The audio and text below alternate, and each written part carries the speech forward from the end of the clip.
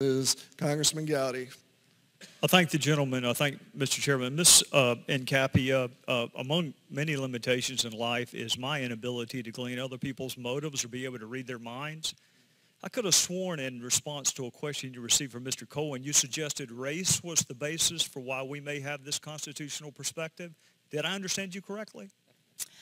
I believe I was responding to the question about is there an explanation about why? Well, let me offer another explanation to you, okay? Not a single Republican who is here right now ever served under a Republican president. Not one. So I hope I do live long enough to hold a Republican president to the exact same standard that I'm holding this one. But for you to run to race as the explanation for why we hold the position that we do, Harry Reid had a very different perspective on recess appointments when there was a Texan in the White House, and none of us accused him of geographic discrimination. In fact, hell, for that matter, Senator Obama had a different perspective on executive overreach than President Obama, and nobody runs to race as an explanation for that. So I would just caution you to be careful when you try to import motives to people. With that, what are the limits of prosecutorial discretion? So among the limits of prosecutorial discretion is that the president must comply with existing statutes such as the appropriation. So the president can't simply stop deporting everybody. And in fact, what they've done here is they've listed new priorities. So he can't stop deporting everybody. Well, I mean, what are the limits? So as long as he deports one person, then that's a proper exercise of prosecutorial discretion? No, under the current appropriations, I'm not talking about appropriations. I'm talking about the constitutional doctrine of prosecutorial discretion, which if you marry up with the pardon clause, means you don't have to enforce it, and if they do break it, you can pardon them for it. Right, so under the constitutional doctrine, we should take two pieces. One is you've got the take care clause, which says that the president must take care to enforce the laws. Ms. Hincapie, your answer is much more complex than my question. What are the limits of the doctrine of prosecutorial discretion?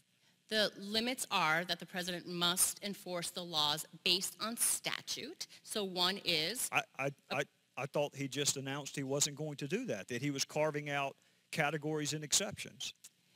In addition... And not on a case-by-case basis, too, for entire categories. No, he is not stopping. He's not saying that he is not going to enforce the law whatsoever vis-a-vis those individuals. He is saying he is creating a program by which individuals can come forward if they meet certain criteria, and they will be held accountable to apply, pay a fee, pass a criminal background check. But that's not the current law, right? That is what is possible under deferred action, and that is what he has developed.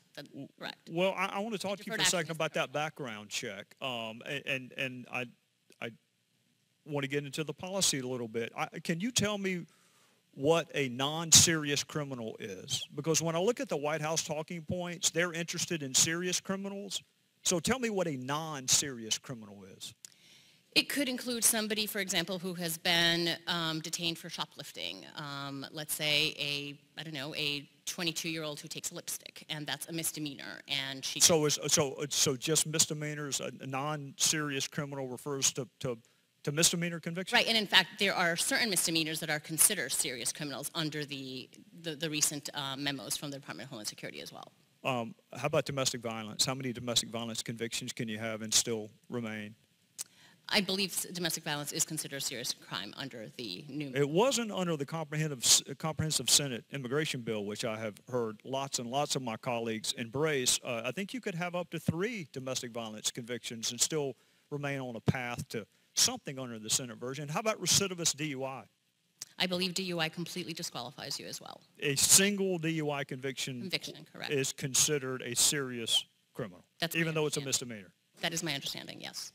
Well, where could I go to find out whether or not that understanding is correct or not? It wasn't on the White House talking points. They talked about gang members, but I'm not aware of a federal crime for being a member of a gang. Is there one? I know it's a sentencing enhancement. Is there a crime for being a member of a gang? Well, in fact, that is some of the concerns that some advocates have, that if you are being considered a gang member because you live in a certain zip code and you're being associated, or is it really based on... Well, I understand that your concern is that it might catch too many people. My concern is the opposite, that it won't catch the right people. So it's not a crime to be a member of a gang. You have to commit another underlying offense, and then it's a sentence enhancement. So how are you going to determine who the gang members are? Well, there are gang databases that exist. We assume, again... So if you're in a gang database, will you be deported? We don't have enough information from the administration yet, right? Remember, this was just announced. Well, I've got the talking points that gang members are going to be deported. But the talking points are not sufficient. They will be issuing guidelines with respect to how they will... Who is they? ...program. The administration, the White House, and the Department of Homeland Security. Thank you, Mr. Chairman. Okay. Chair